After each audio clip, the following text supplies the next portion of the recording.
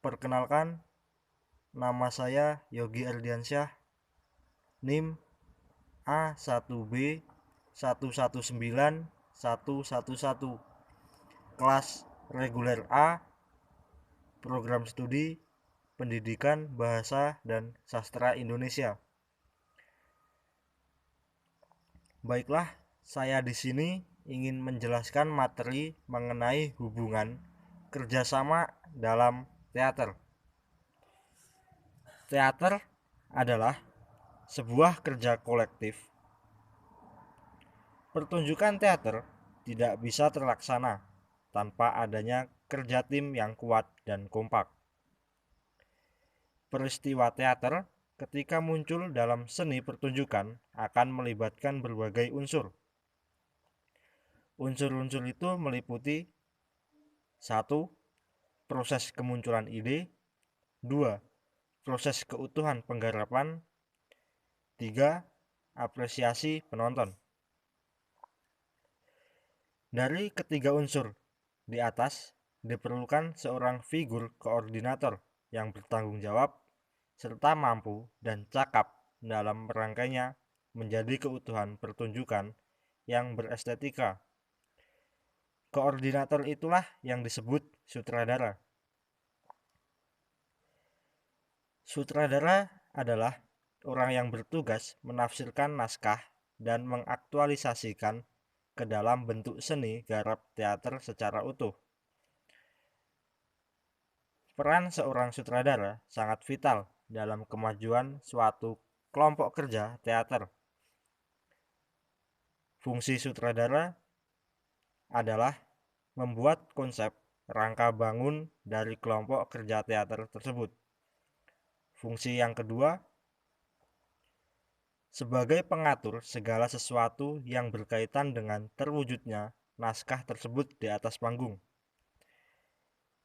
Ia pula yang akan bertanggung jawab terhadap bangunan tersebut sebagai upaya mengangkat naskah dengan pandangan-pandangan hidupnya, prinsip-prinsip keseniannya, gaya, dan hal-hal yang berpengaruh dalam caranya berekspresi serta berkreasi di bidang artistik.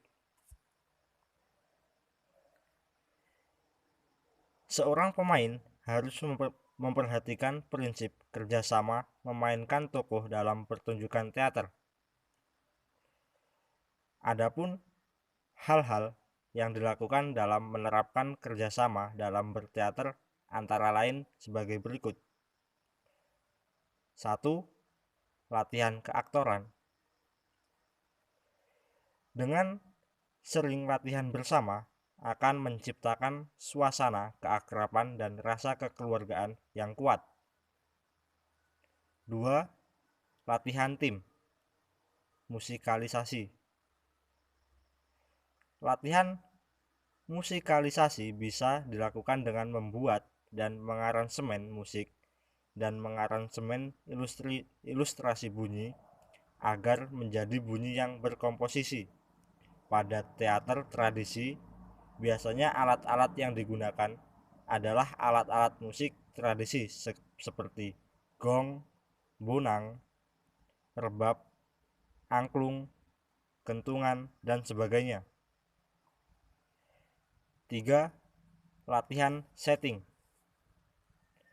Latihan setting pada teater tradisional yang lebih profesional biasanya dilakukan dengan membuat tampilan panggung pertunjukan semirip mungkin dengan kondisi realitas, seperti gardu ronda, serambi rumah, sawah, hutan yang bisa dilakukan dengan gambar dua dimensi sebagai backdrop. 4. Tim lighting. Fungsi lighting adalah sebagai penerangan dan sebagai pembuat efek-efek khusus. Latihan tim lighting biasanya dilakukan dengan sering mengenali intensitas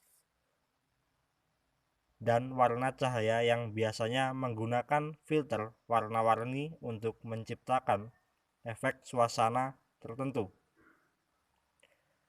Seperti Untuk menampilkan suasana penuh kemarahan dan ketegangan, bisa menggunakan lampu dengan filter warna merah dan sebagainya.